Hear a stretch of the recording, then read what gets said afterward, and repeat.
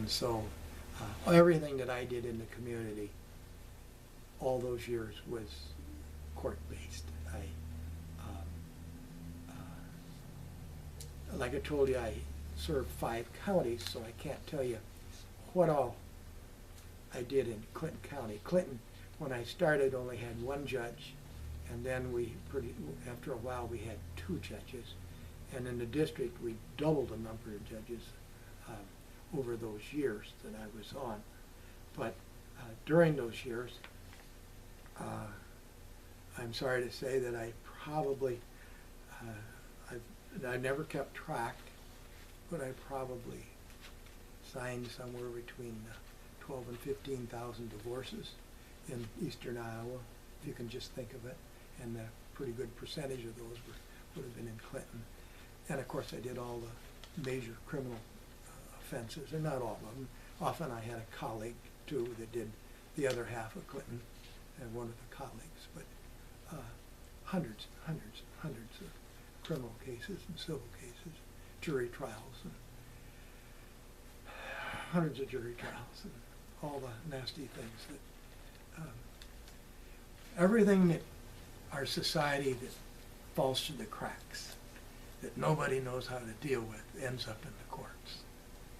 All the people that are injured, the homicides, the robberies, the burglaries, the divorces, the kids that are in dysfunctional families, all the dysfunctional families, alcoholism, drugs. We did all the mental health commitments, the substance abuse commitments. For 25 years I went to the hospital on call along with the others and decided we were amateur psychiatrists to decide whether there was enough evidence to hold this person so he wouldn't kill himself or somebody else. That was the standard. And on mental health and then on substance abuse and whether they could survive or not. So you do everything that falls through the cracks in our society in the court. The courts some days look like an emergency room. And later on we have things like domestic abuse and all those things. So we handle what would be the emergencies in the community. The police and fire handle them right on the spot, but we handle them right afterwards. And sometimes we have to be together. I didn't go with the fire department, but I ended up at the hospital with them many a time. The police, for the most part, they're public servants. They're not out to arrest people. And don't forget, a certain percentage of our population have mental health problems. And people, almost everybody sometimes gets outside of the lines. If you have a high line, just take what we used to call manic depressive. Now bipolar they call it, and you got mania down here and depression there, and most people stay within those lines most of the time. But lots of people get outside of the lines, sometimes above them and sometimes below them. And police see this all the time, and they have to make a decision on whether this person goes to jail or goes to the hospital. And a lot of times they take them to the hospital, and then they call the judge, and a psychiatrist or the doctor on call or there at the ER to decide what it is. And a judge has to decide that. A judge had to decide whether you take a person's liberty away, whether they're intoxicated, just an ordinary intoxication. So people arrested for OWI, for instance, you got to be so careful. To some people, that's the worst thing that ever happened to them in their entire life, and they'll commit suicide if they go to jail. And so you have to be police and courts have to be mighty careful about what they do to the community. Police can't just arrest people. It's life-threatening all the time. Many a time, I've had to order a stomach pumped or surgery in the middle of the night when, I say many a time, that's not enough times, when parents can't be found for a child that's injured, or an inmate that's swallowed a bunch of steel or something they got in them, or any one of things where, or somebody who is trying to commit suicide and somebody wants to commit them for mental health instead of dying.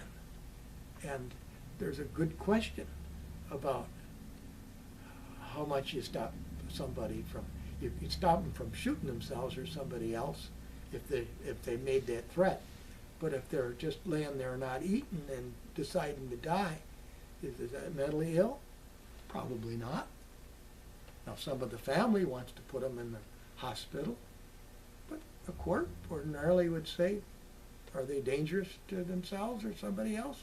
Well, I don't know. A person can probably choose, as long as they're not insane, to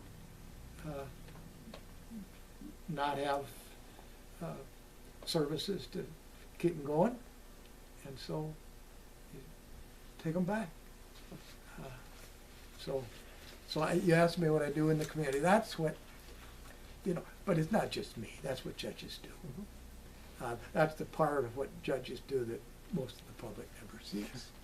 They think we sit there and try cases and juries. Most of the time we don't have juries. We only have a couple juries a month in Clinton County, generally. Most of the time it's all kinds of other things. Plus every probate, every probate comes through. And every tragedy comes through. The people that drink too much and get in a car and kill a kid on a bicycle, all those awful vehicular homicides and awful things like that, and decide what in the world to do with those people. People that are like your next door neighbor and they had too much to drink because they went on a trail ride and drank too much beer, got in the car, killed mom and maimed a child. And what do you do with them? Do you send them to prison? That's what the courts do. Do you send them to prison, or do you put them on probation? They're not that bad. No history. Drank too much. Did something foolish. A lot of people make those mistakes. Most people don't get caught or kill somebody, but when they do, what's the court do? Tough, tough, tough. The big question on the court is whether they go or no. And you do it based on their criminal history and what you think they're likely to do in the future. If they're going to continue to commit crimes, you have to protect the public. If they probably be, or even maybe be rehabilitated, we try everything first, time and time and time again, until you finally can't do it anymore. And you have to put people in cages, which isn't a good thing. We try not to do that. It's a terrible thing to do. And so it's a good question is what you do. So you're hearing now not necessarily what I did alone, but that's what judges do. Did I answer your question? Yes, sir. I probably told you more than you wanted No, to know. that was Just have any final questions for? In regards to the strike, what lessons do you think there are to be learned from it all these years later? Settle your disputes. That's why I do mediation. It's a good time. Settle your disputes out of court. And one of the things I did when I was in the legislature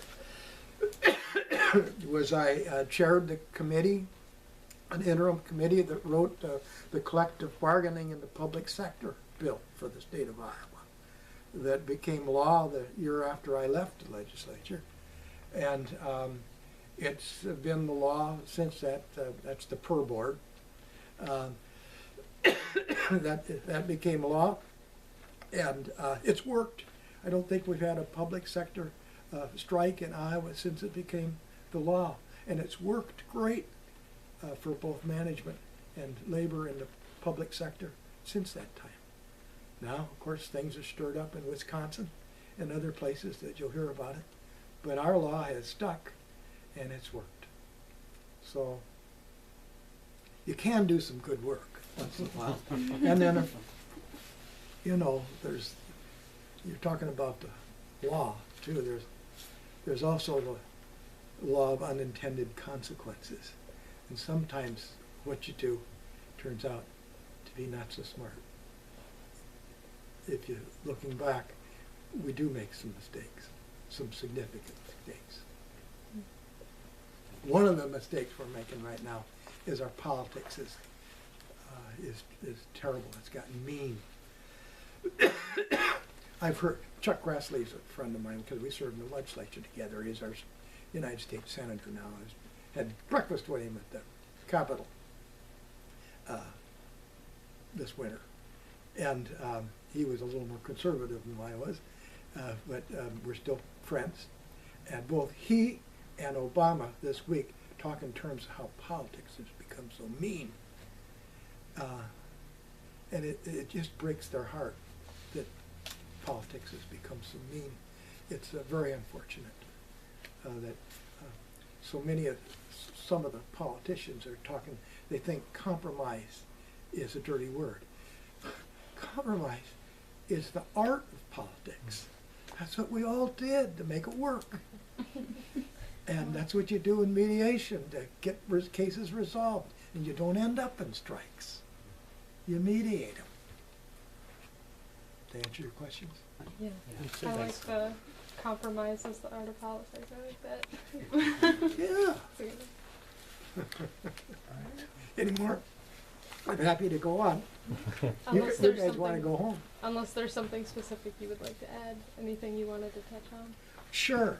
Thanks a lot for asking. I think it's a whale of a lot of fun. I'll do it again. And I'll sign your papers. Everything I said here is public. I don't think I said anything out of school. All right. I didn't say anything that was confidential.